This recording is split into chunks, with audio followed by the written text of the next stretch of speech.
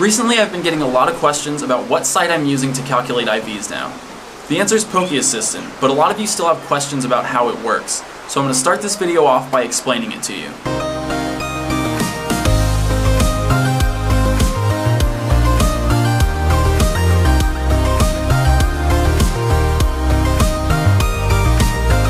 As you probably know, sites like PokeAdvisor that give you exact IVs are being shut down by Niantic.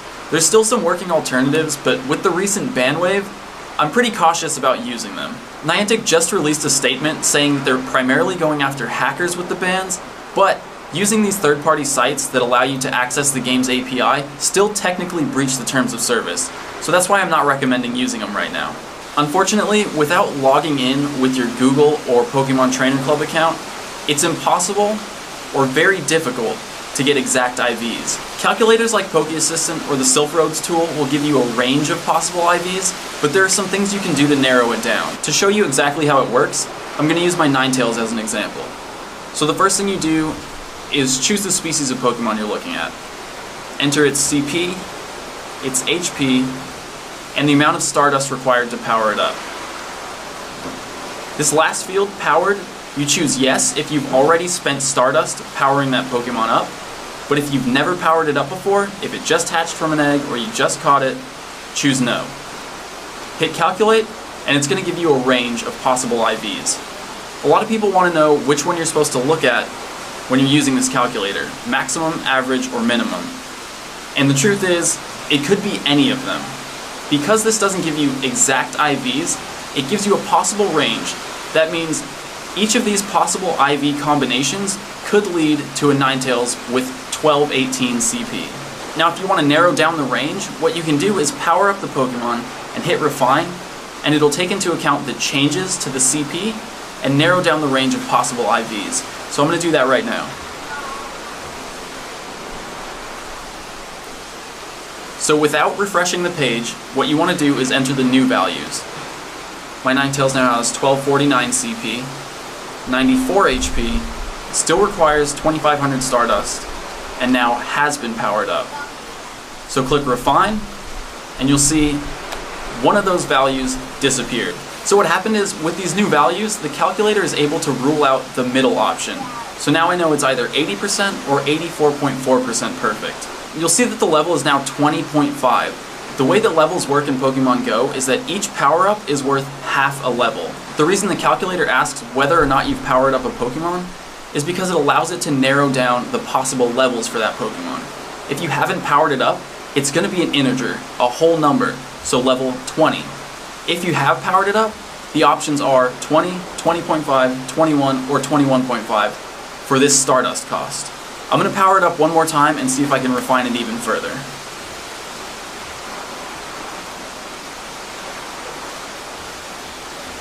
$1279, 95, 2500, nope, 3000 now. 3000, yes. Refine. So there it is. I powered it up twice, and now I have the exact IVs of this Ninetales. 80% perfection. 15 attack, 11 defense, 10 stamina. So this is right on the edge of my cutoff. This was the best Vulpix that I'd hatched or caught out of all the Vulpixes once I had enough candies to evolve. It's right at the bottom of my cutoff, but I figured I'd make an exception, and I'm glad I did because it has a perfect moveset. It has the ideal moveset for Ninetales. Now let's look at a different Pokemon for another example. For this one, I'm going to choose the Clefable I caught during last night's full moon. 559 CP, 77 HP, 1000 Stardust to power up, and it has not been powered up. Calculate. So you'll see there's a lot more options for this one. My Ninetales only had 3 options. This Clefable has 24 possible combinations. The reason for that is the calculator gets more accurate as the Pokemon's level increases. So this Clefable, which only costs 1000 Stardust to power up, is currently only level 9. And you can see that the range here is somewhere between 31 and 49% perfect. If this is the case, I wouldn't spend any Stardust trying to refine it.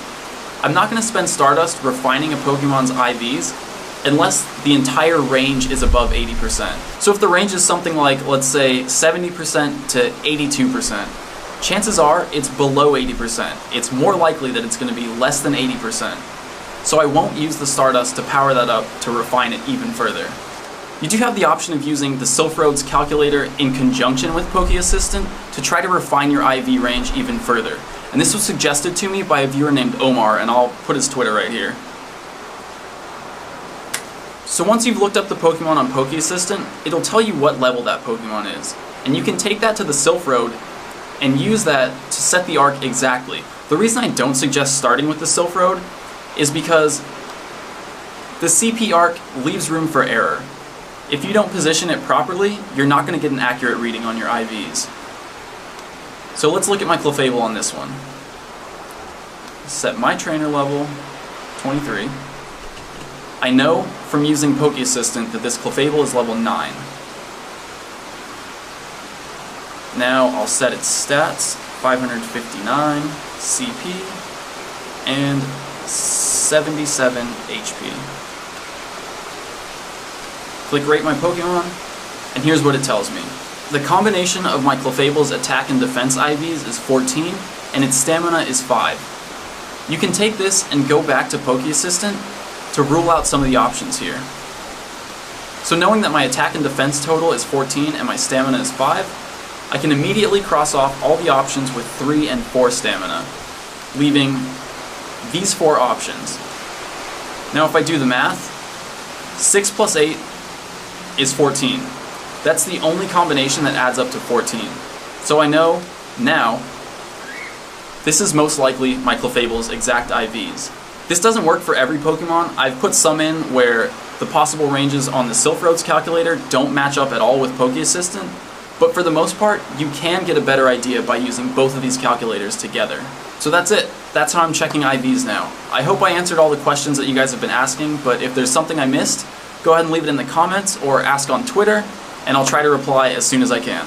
Now the rest of this episode is pretty vloggy. We went on a drive around the south side of the island, and it's really beautiful. It's Hawaiian rainforest the entire way, winding road along the coast. Really, really beautiful drive, but I didn't have phone service for most of the time, so there's not a whole lot of Pokemon Go gameplay. But if you're interested in seeing some beautiful scenery, go ahead and check it out. If you don't care, thanks for watching, and I'll see you tomorrow. Today we're driving around the south side of the island, which is like the one attraction that I haven't seen here in Maui. It's a long drive. It's like an 8 to 10 hour investment, and I've only slept 2 hours. So I'm definitely going to fall asleep in the car at some point. But it's supposed to be really beautiful. There's a lot of really nice places to stop on the way, so it's going to be a lot of fun. We're going to start here, where we are, up, and then all the way around. Turn around at Hana, and drive back the same way. Wish me luck. I would literally buy a quarter zone. Yeah.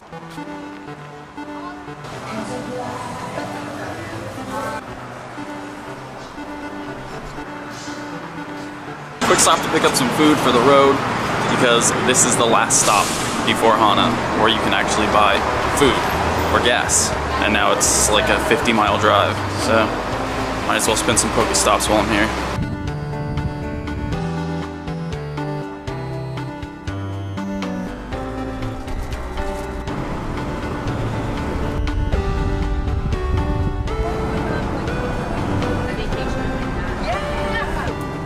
How terrible is that, right? Yes, she.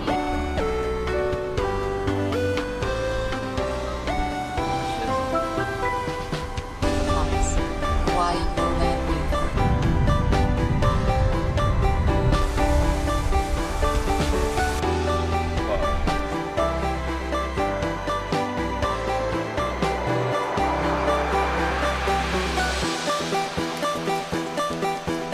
Planted here to provide an attractive and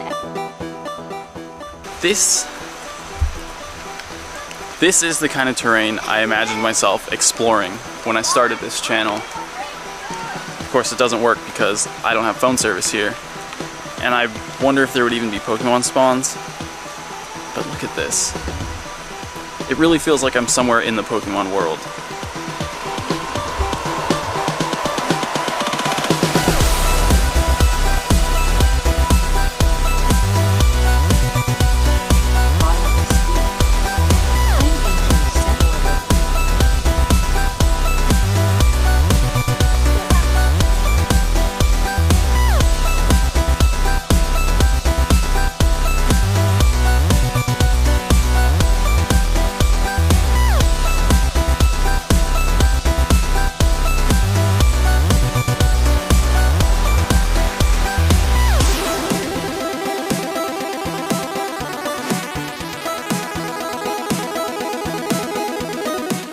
you've played first generation Pokemon games, you're probably familiar with Rock Tunnel, and this feels exactly like a real life version of that. Rock Tunnel was a super dark cave where you had to use the HM flash to be able to see anything, and you would find Pokemon like Zubat, super common in every cave in Pokemon, Geodude, Onix, and I would expect to find those things here too if I had phone service. Still really cool.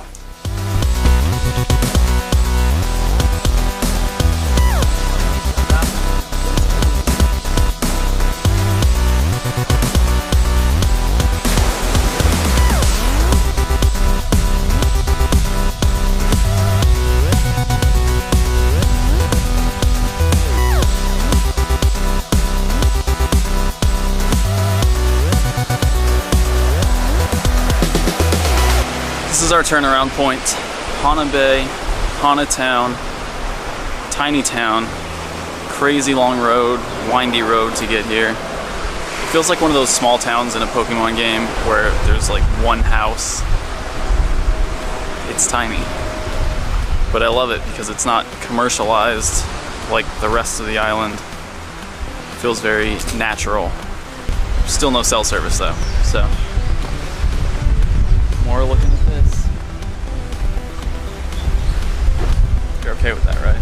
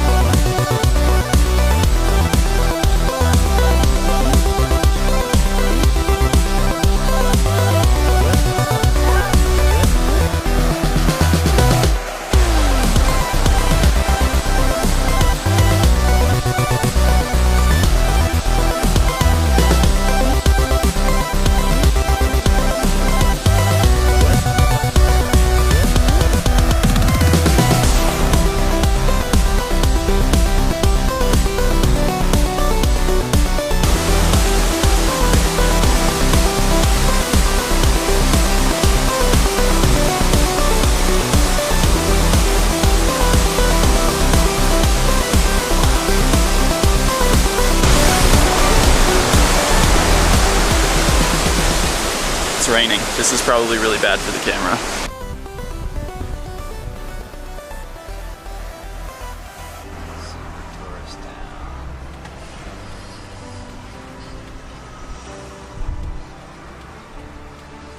We stopped back in Paia town where we got breakfast this morning, or lunch, where we picked up our lunch this morning because my sisters wanted to go buy bathing suits or something. What did they get? Oh yeah, some kind of bathing suits. I don't know.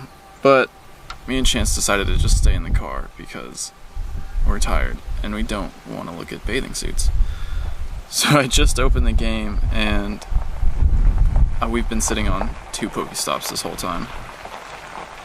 Can't believe I didn't check this sooner. Post office, Pokeballs. Oh, I can't reach that one though. Maybe if I stick my phone out the window.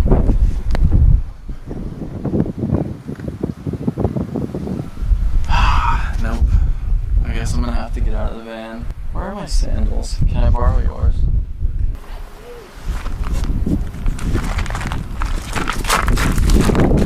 There we go. 3 balls. Sort of worth. I'm back at the condo now. I just finished recording the piece on IVs that you saw at the beginning of this video. And when I started, I noticed that there was a Lickitung on my nearby list. Lickitung is a Pokemon I haven't seen or encountered yet, so I was pretty excited about that. I almost got up to run after it, but the sun was setting, so I wanted to make sure I got that IV bit done before the sun went down. And now, unfortunately, the Lickitung is gone. It's okay though, I'll have another chance. I just really wanted to get that IV stuff done before I lost too much light. So, with that said, I think that's going to be the end of this episode. I'm about to head out to have dinner with the family. Enjoy the rest of my night. Thanks for watching, guys. See you tomorrow.